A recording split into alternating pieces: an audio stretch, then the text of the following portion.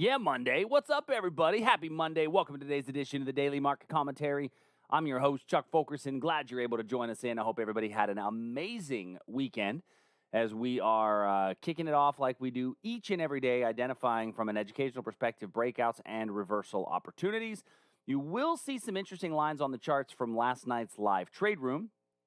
So we will review some of the conversations we had around last night's live trade room. If you're new to the channel, do me a favor, click the subscribe button, hit the notification bell, push the little thumbs up icon if you're here on a regular, and drop us a comment down below. That is always awesome. So let's go ahead and take a look at our markets this morning. I'm going to shrink my head because I want to make sure that I get to that fairly quickly. And the Dow Jones and the Dow Jones and the S&P and the Russell are going kapowie, as they say, with the Russell being the big winner, up 7% so far this morning. The NASDAQ on the other side actually just came clamoring down as the markets rallied up very, very strong. Now, let's talk about this a little bit. What was the big impetus that caused all this to go up? Well, there was the recent announcement from Pfizer that they've got a 90% effective vaccine candidate that they're going to push through for an FDA approval by the end of the month of November. So the market took that pretty strong. Now, here's what I believe big picture, right? We're looking at the instantaneous reaction. I believe big picture that the vaccine, and I talked a little bit about this last night, I believe that the vaccine was already kind of priced into the market. And that's where we saw the big run up. I mean, this was the instantaneous news on the spike. I'll be interested to see, Pfizer this morning. Pfizer pre-market is up a little more than 10%. Was closed at 36. It looks like it's trading pre-market at around 41. So I think we're going to see a quick spike. But I think that for the most part that the pricing of it was was baked in, right? I believe that it was kind of baked in. Yeah, and we'll see, Dennis. I don't know, and I don't profess to know. Now, the other question is, what's the adoption rate going to be? So, but in looking at it, what we saw right away was the S&P, the Dow, and the Russell shoot up, but the NASDAQ shoot down. Why do we think that is? Well, the NASDAQ went down on stocks. You look at a stock like Zoom. Zoom is down $70 in pre-market. Right, Zoom is down $70, $60 in the pre-market. The stay-at-home stocks are getting pummeled. Right, you're seeing the stay-at-home stocks are getting hammered this morning, pretty good. Now we are seeing the NASDAQ rally back up with a big tail, but let's go ahead and go through our market. So last night we talked about the gap and go in the S&P from our live trade room. In our gap and go, we talked about the fact that we were approaching some supply, so it may be a decent idea to move your stop to break even fairly quickly, or take a little bit of money off the table before going to bed. And I know a lot of people did that, which was actually a really good idea up until about 6 a.m. this morning, right? How many of you guys got into that gap and go and you stayed in that position overnight? Leave me a comment down below. Let me know if you were able to get into that. And stay in it. Now, we talked about the fact that we were coming up to this 4-hour supply level, but did we anticipate a short on this 4-hour supply level? Absolutely not. We thought of this as our profit target on our gap and go. And this is an event that is not normal for price to give us this kind of a spike, early in the morning like this. And so, by the way, could it have also gone against you? Absolutely, it could. What if it goes the other way? So I think it's okay if you got out of this position with a profit on the gap and go before this gigantic parabolic candle, because I know a lot of people were in the gap and go last night and closed out for a pretty nice profit. Now, we did get the big strong rally up, and looking at this on a 15-minute chart, we do have a little demand area here that was formed last night right after the market opened up. Might we come back down and retest this area here? Well, this is a speed candle, and speed candles do tend to get retested, right? And this this went up right at when the pre-market trading began. That's when we saw this market go up, right? Right at the announcement of pre-market trading, because that's when they made their that's when Pfizer made that announcement in order to take advantage of that kind of pre-market bump. once again, I think on a bigger picture, do you think it was already slightly priced in, right? I think it was maybe slightly priced in that we had already had the tea leaves telling us that that was going to happen, that we were going to get that big move. Now, we did come to a brand new, we're at our new all-time high. So where are we shorting? Let me ask you guys this. Where are we looking to short in this market? Where are we looking to short in this market? Type that in the chat box down below because we're sitting above this all-time high right here. Very good. We don't tug on Superman's cape. We don't spit into the wind, and we don't short the all-time high. I say it over and over again. If we get a pullback into one of these levels, there's going to be buying areas. You will get a basing and a breakout opportunity. Earlier this year when we were setting up new all-time highs, and last year, we basically have a standing rule that there's a breakout opportunity to sell to buy all-time highs if you get the breakout, but you have to get a breakout. So those of you still in the gap and go, great, you're still running. In the NASDAQ, we did not quite get to above the all-time high, came really close and rejected off of that level on the 15-minute chart. Now, I will say that last night we talked about the fact that if we use the 4-hour supply, it was this level right here as our 4-hour supply. And so the market did on the gap and go hit our profit target, and we hit that level and sold off pretty hard. Now, I did not anticipate the sell-off, right? My thought was that we wouldn't get the sell-off. Matter of fact, we had this little area of demand right here set up. Price came really close to it and on the move away and then cut right through it. So now looking at it, what I might want to do, well, am I going to look to short it? I don't think it makes a good sense to short it. Overall, our 4-hour trend is still up. We didn't put in a lower swing low, and we still have higher swing highs. So while we've had a big, strong move down, I'm not going to look to short any of these rallies up to supply. What I'd rather see is if we get a bit of basing and consolidation, an opportunity for a breakout to the upside. Now, the Russell is the one up the most this morning. The Russell we have stopped trading as we have, the Russell and the Dow both have stopped trading as they both hit limits. So we won't get any more trading in these. When this opens back up, we'll see when we open back up after, because our limit's been hit. When this opens back up on our daily chart, gotta go out further than that. On our weekly chart, the Russell is sitting just above its all-time high, just barely above its all-time high. So the Russell was able to put in that new all-time high. When we open back up, let's look to see if we come back down at all for the retest. Now, it's a bit more obvious one, but certainly this was the breakout level that we were looking at this morning, or last night. So this was a really good picture of a breakout that we identified last evening. And then on the announcement, there was certainly the move to pull it higher. So let's look for a potential retest at that level to see if price comes back down into here as an opportunity to get long. I don't know where we're going to open up when we do, but we are limited at the moment. Same thing with the Dow. The Dow is limit. And so if I go to my weekly chart, we'll see that the Dow is also at our new all-time high. So markets are all at new all-time highs as of this morning. And if I pull back to the 1 hour on this one as well, this would be our speed candle, okay? So I don't have a lot of supply areas, obviously, above me.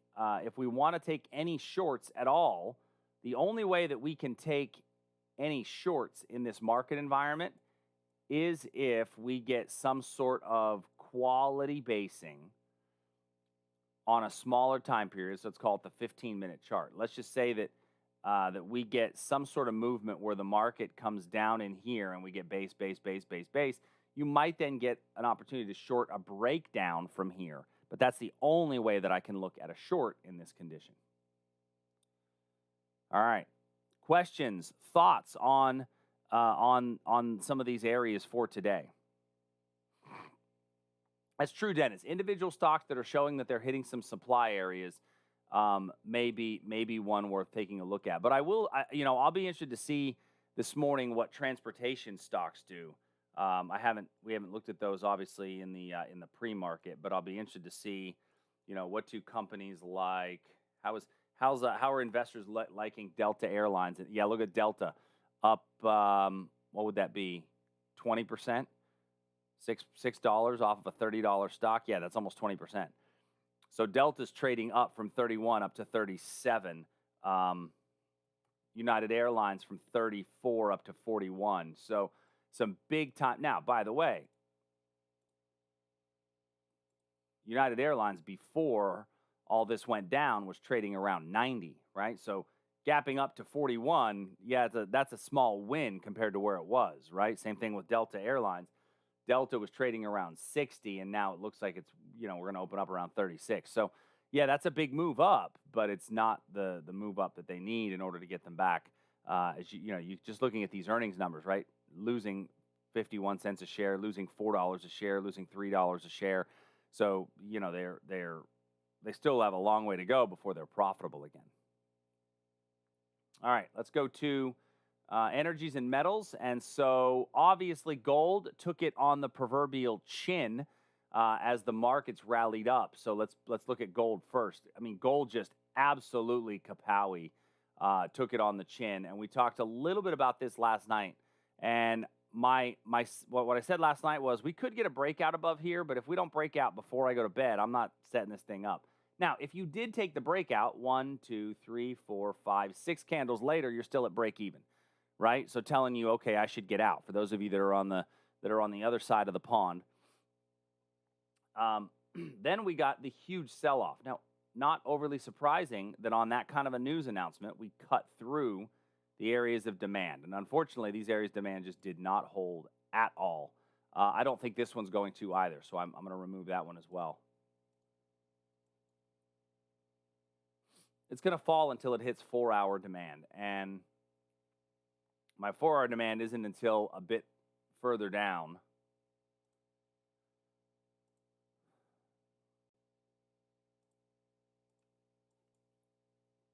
So what I'm going to do is grab the 15-minute level right here. That's the most obvious. But once again, that might be even a bit too obvious. I think the key on a day like this is to not overreact. And the most important thing is to not get FOMO, right? What is FOMO? Anybody know what FOMO is? Type it in the chat box if you know what FOMO stands for. Because it's real easy in this market to get FOMO and to jump on board a position and to jump on board a moving train.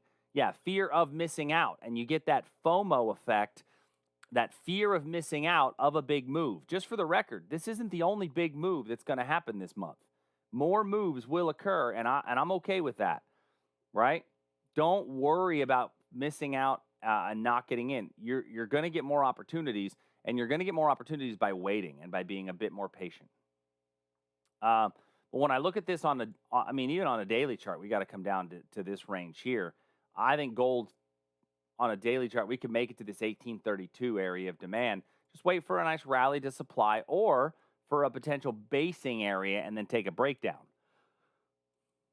Now, oil, I will tell you, a little bit surprised that we shot up as high as we did in oil on that announcement, as the market really seemed to like that. Pretty much all the markets liked it. I'll be really interested to see. I haven't looked at currencies at all yet.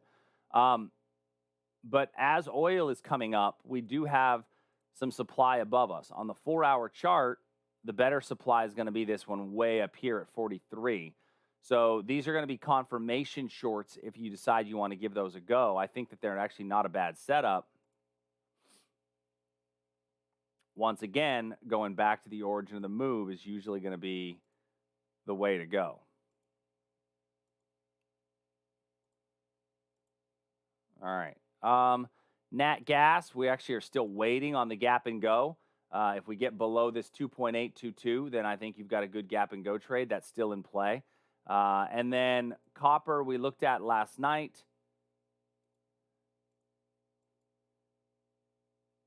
this little area right in here, if you wanted to give that a shot on a 15-minute, although I don't know why I drew it on a blue line, and it just basically hit there and went nowhere, and then rallied up this morning. So on the announcement, copper I actually don't think makes as much sense to make the play.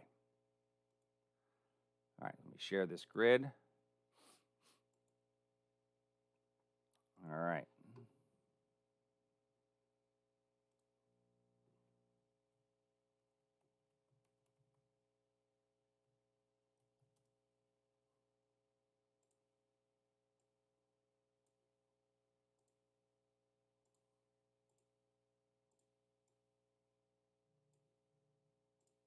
All right. I'm getting alerts all over the place. I love when I get alerts like this.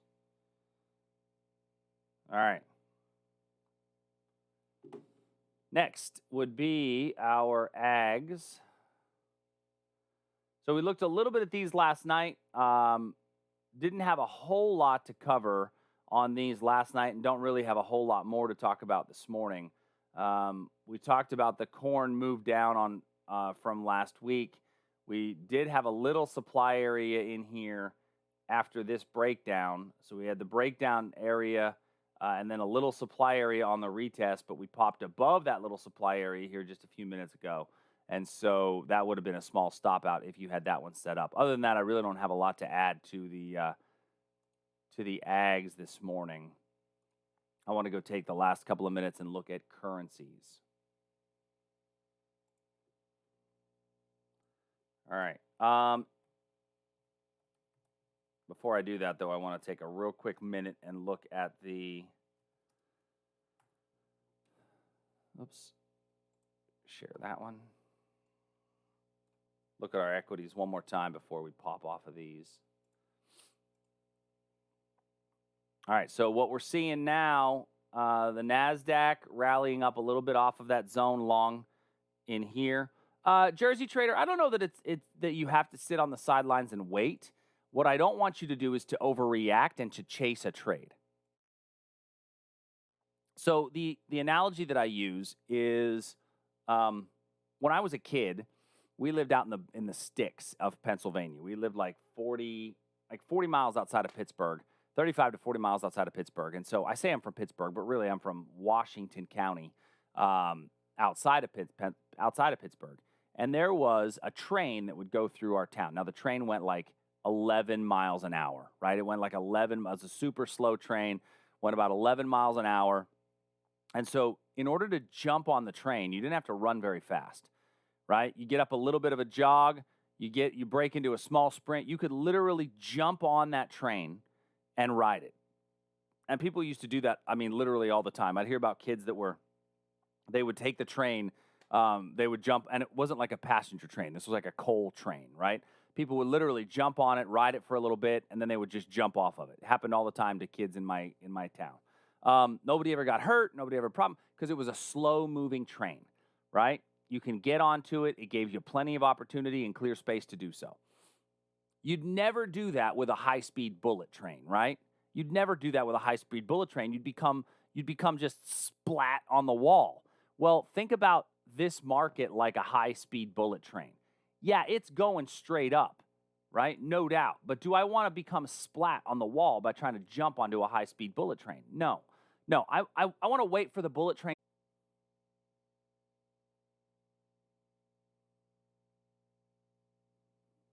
All right. Hopefully you guys can hear me. I think my internet died on me there for a second.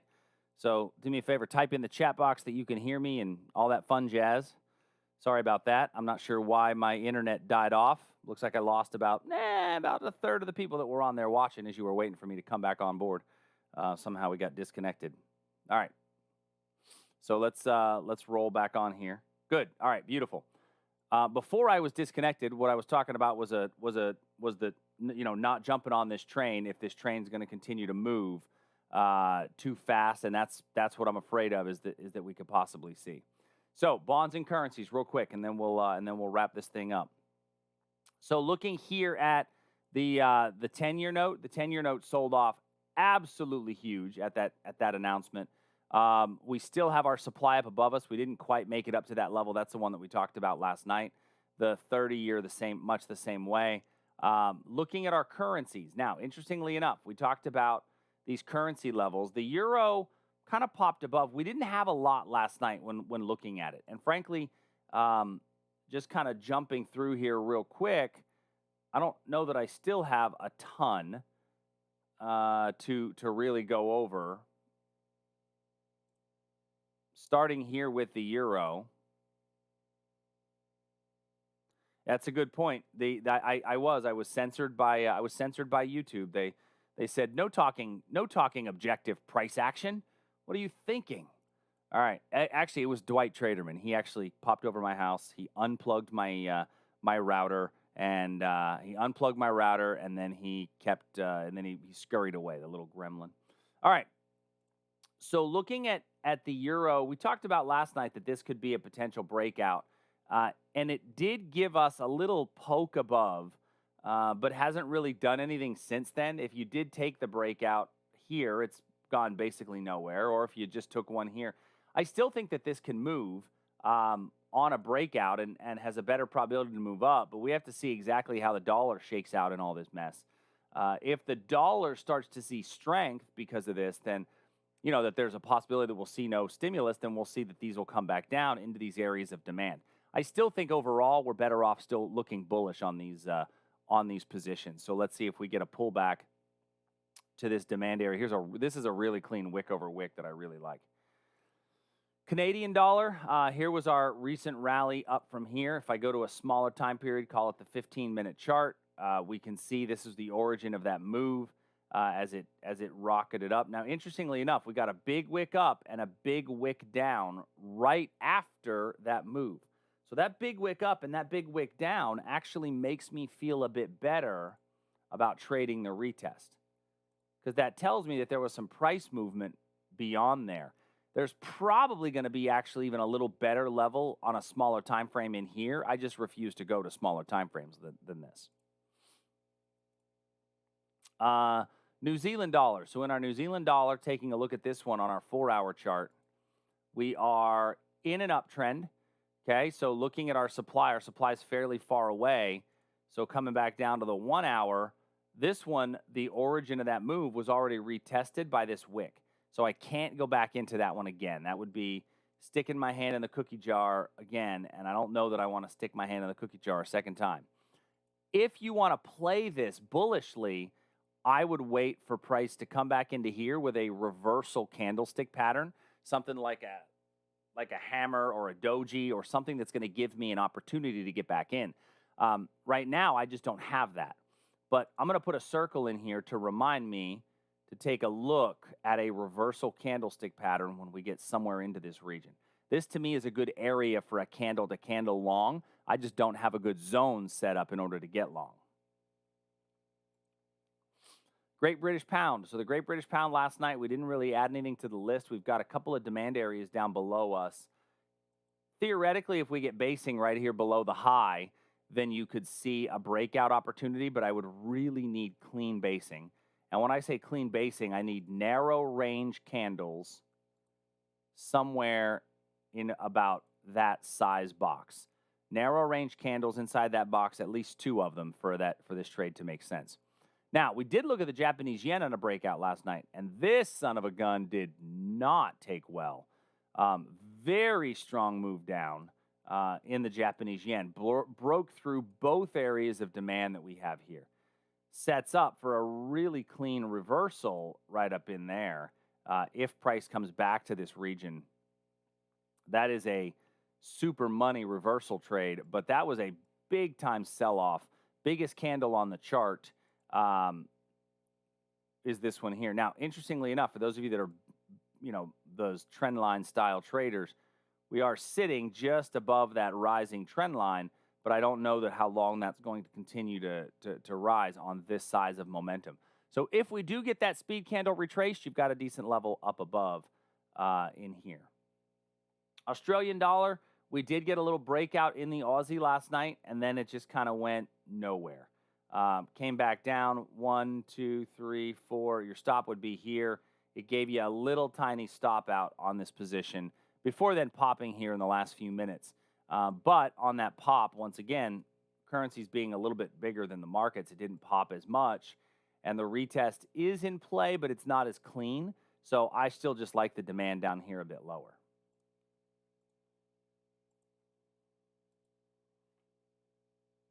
All right, let me put this one in.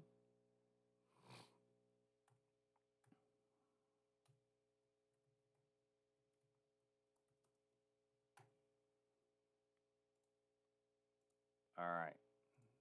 So before I pop off of here, what questions do y'all have for me so that I can make sure that I get as many of them answered as possible?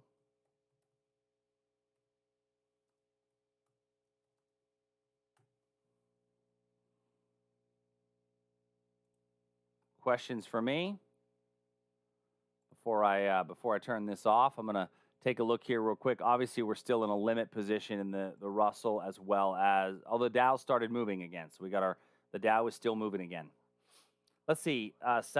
Sakina says, Chuck, on the NQ 5-minute, how do we draw zones around the wicks around price of 12,250 and 12,300? Well, first of all, I don't draw anything on a 5-minute chart, me personally. I stay out of 5-minute charts. 15 minutes, absolutely. 5, I do not. But I'll look at it for you. 12,250 and 12,300. So let me go to a 5-minute. Now, by the way, the reason I don't go to 5-minute charts is because I see most people that trade with 5-minute charts have losing records as traders. Just overall, most of the people that I see with 5-minute charts, they struggle. And so now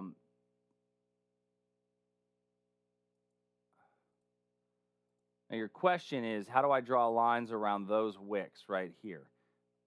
My honest answer is that I don't. I don't like that level all that well, even on a 5-minute time period. I mean, I know we came down and then came back up and then dropped from here and came back up, but I wouldn't wrap my lines around that area at all, Sakina. I know that it's a former area of support, which is definitely lending to why this is a quality level, but I wouldn't draw my line around that level at all, personally. Just not a fan of that zone. Okay, David says Nat Gas. Yeah, so Nat Gas, David, I was looking at a gap and go from last night's open. If we get below the low and then we with our stop above the first candle's high, we just haven't gotten an opportunity for the gap and go. But to me, that's still in play, right? Just because we came above here doesn't mean that this gap and go isn't very much in play. I think it still very much is. All right. So that's what I have for today. Just keep an eye on where we think, these things can go. Remember, speed candles do typically tend to get retraced. And as those speed candles get retraced, you will still have market opportunities as the market gets into them. Taking a look at individual stocks is not a bad idea today. For those of you that trade individual stocks and you trade options on those individual stocks, today is a good day to look at them. If you do not trade options, why? Why not? There's a million reasons why. I don't know about a million. There are thousands of reasons why you should trade options. And so if you don't trade options, start to do so. Learn how to do it. It's a phenomenal asset class. If you go to tradersarmy.com on the website, as part of our membership, you actually get access to all of our options courses. We've got an options foundations and a strategic options trading courses, as well as our wealth essentials courses, which are options around longer term positions. So if you're not an options trader, today's a great day to be one, because you're going to have a number of different positions that set themselves up. So just keep that in mind today. Go to Traders Army, use promo code TRADER60 to get a little deal on your first month. But that's all I have for today, everybody. Hope you guys have a great day, and I will see you tomorrow. And I'll see some of you guys in our active trading intensive class tomorrow. Make sure, if you're in the active trading intensive class tomorrow, make sure that you have your camera set up and ready to go and your mic ready to go, because it's got to be an interactive session. So, all right, everybody, talk to you soon. See ya.